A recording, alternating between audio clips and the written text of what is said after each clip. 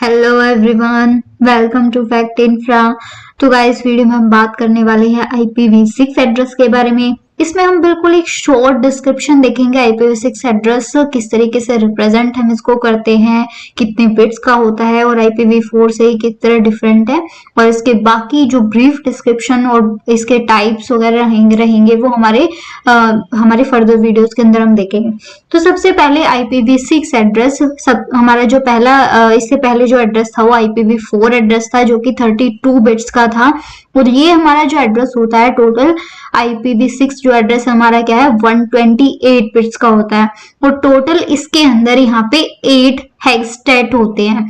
हेक्सटेट यहाँ पे इसका मीनिंग क्या है, जैसे हम बात कर रहे थे IPv4 एड्रेस के बारे में, वहां पे क्या हो रहे थे, फोर हमारे क्या थे, ऑक्टेट थे।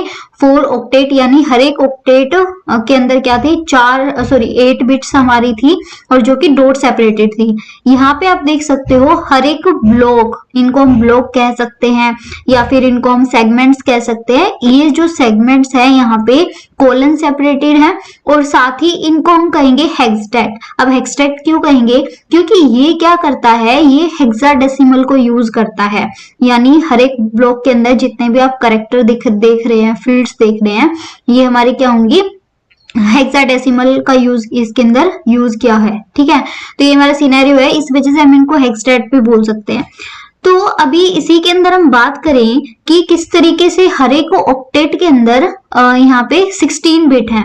मतलब यहाँ पे क्या हो रहा है, यहाँ पे 8 हमारे सेगमेंट्स है, इनको आप ब्लॉक कह लो, हेक्सटेट कह लो। 8 है हमारे, 8 है, और हर एक सेगमेंट के अंदर टोटल 16 बिट है। अब ये 16 बिट कैसे हुई, तो यहाँ पे मैंने एक बाइनरी रिप्रेजेंटेशन इसका लिखा है।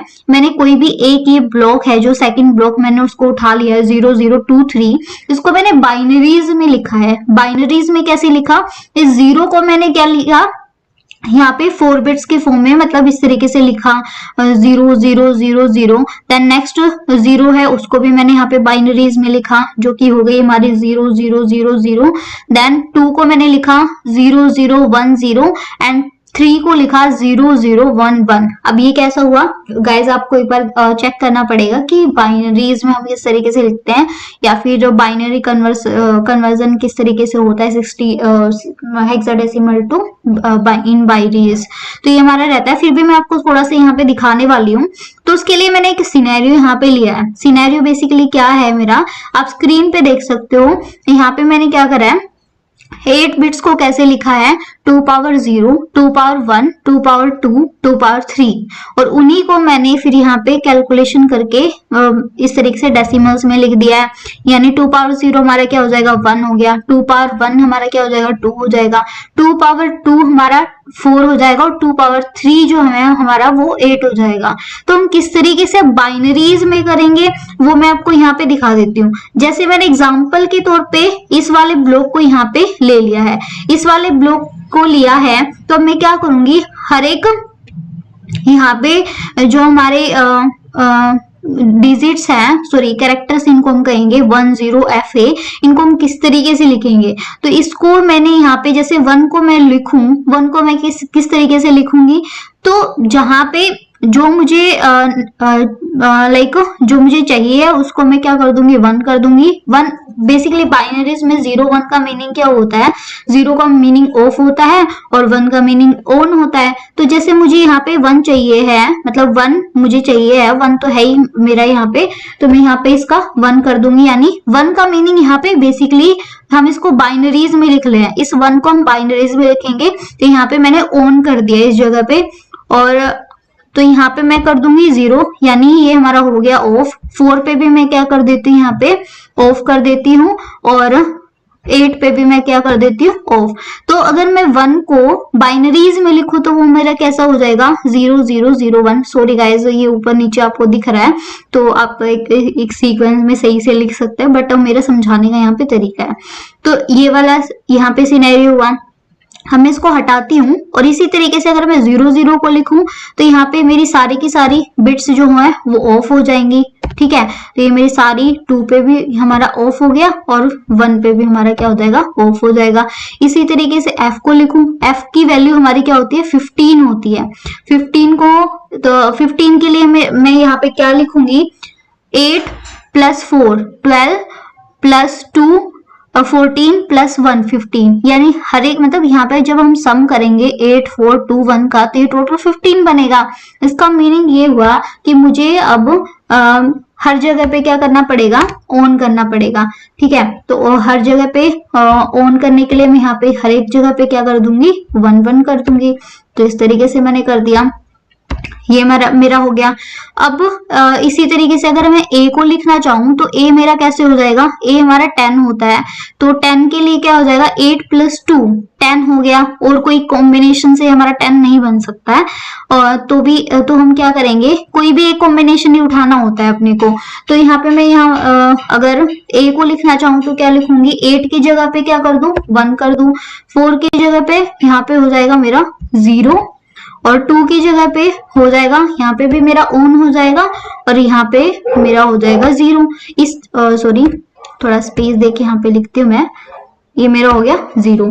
तो इस तरीके से मैंने 1 बाय 1 क्या करा, 1 को भी आपको रिप्रेजेंट करके दिखाया, देन 0 को भी दिखाया, f को भी दिखाया और a को भी दिखाया।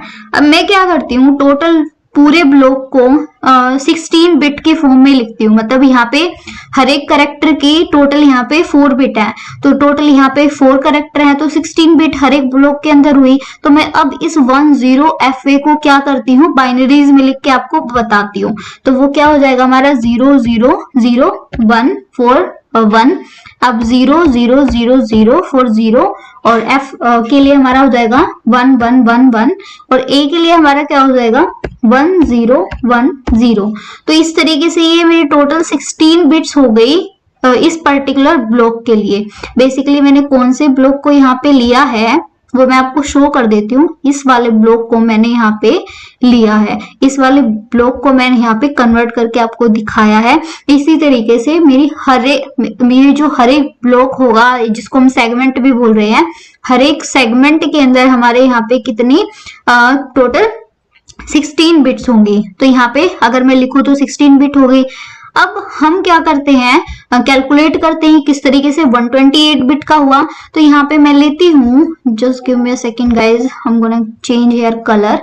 सो मैं यहाँ पे क्या करती हूँ, टोटल हमारे पर ब्लॉक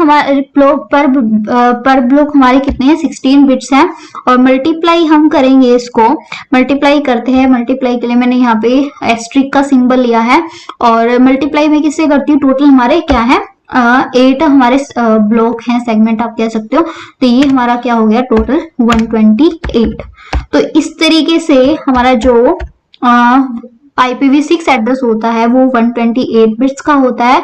जबकि हम बात करें IPv4 एड्रेस की तो वो हमारा क्या होता है 32 बिट्स का होता है। तो बिट्स के मामले में आप देख सकते हो बहुत ज्यादा एक्स्ट्रा बिट्स हैं यहाँ पे, और इसी वजह से हम ये भी बोलते हैं कि IPv4 एड्रेस के कंपेयर में IPv6 एड्रेस बहुत ज्यादा है, और ये मतलब हम अनलिमिटेड कह सकते हैं। तो ये कभी फिनिश ही नहीं होंगे इस तरीके से, तो इतना अमाउंट ही बनता है।